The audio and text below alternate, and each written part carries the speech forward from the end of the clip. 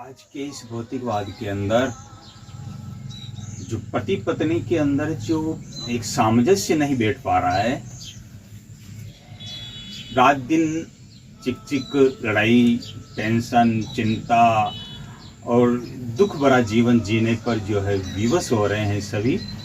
इसलिए आज का जो समय है उस समय के अनुकूल अगर हम चलते हैं तो पति अपना वो चाहती है कि घर में मेरी चले, पति चाहते हैं कि घर में मेरी चलनी चाहिए, सासू चाहती है कि घर में मेरी चलनी चाहिए, और जो ससुर हैं वो कहते हैं कि वो चाहते हैं कि घर में मेरी चलनी चाहिए, और मेरी चलाने में ही इनकी लड़ाइयाँ होती रहती है कि।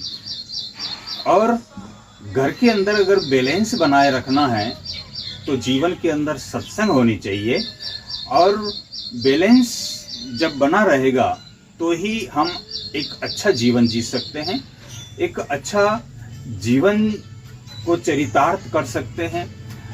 अगर बैलेंस बनाना है तो जैसे एक नाव जा रही है समुद्र के अंदर, और एक आदमी ने कहा कि अगर तुम्हारी नाव चल रही हो और अगर तूफान आने लग जाए तो तुम क्या करोगे?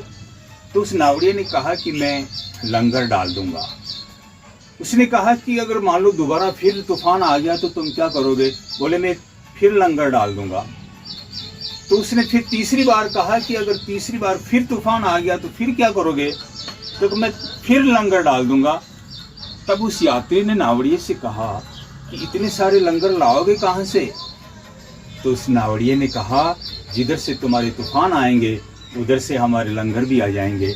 इसलिए जीवन के अंदर ये सामंजस्य बिठाने के लिए, एक बैलेंस करने के लिए हमको सत्संग रूपी लंगर चाहिए, एक संयम रूपी लंगर चाहिए।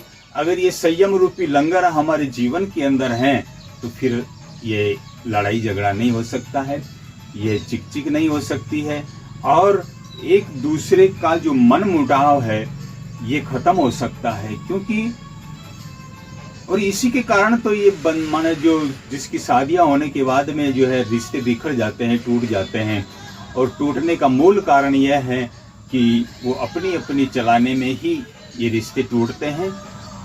और जो हमारे घर के अंदर बड़े हैं, जो बूढ़े माता पिता हैं, उनका जो पूरा जीवन है उस जीवन का अपना अनुभव होता है।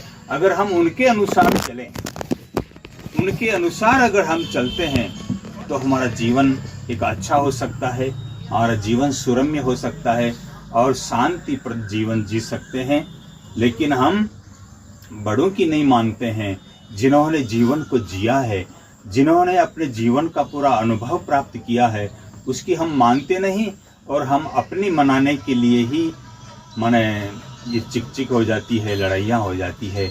इसलिए मेरा यही कहना है कि हम बड़ों के, जो हमसे बड़े हैं, जिसका अपना अनुभव है, ऐसे बड़ों के सानिध्य में रह करके अपने जीवन को जीना चाहिए। तभी हम अपने जीवन को अच्छा जी सकते हैं, और बिना किसी टेंशन के, बिना किसी दुख, बिना किसी चिंता के अपन जीवन जी सकते हैं। इसलिए पति पत्नियों में अगर प्रेम है तो वो घर स्वर्ग होता है, और अगर प्रेम नहीं है तो वो घर नरक बन जाता है। इसलिए अपने घर को नरक न बनाना चाहिए और अपने घर को एक स्वर्ग बनाना चाहिए, ताकि हमारा जीवन अच्छा गुजरे, और हमारे जीवन के अंदर जो सद्गुरु, सत्संग और जो अच्छे साहित्य हैं उसका पठन पाठन होना चाहिए, ताकि सभी को जीवन जीने की कला मिले।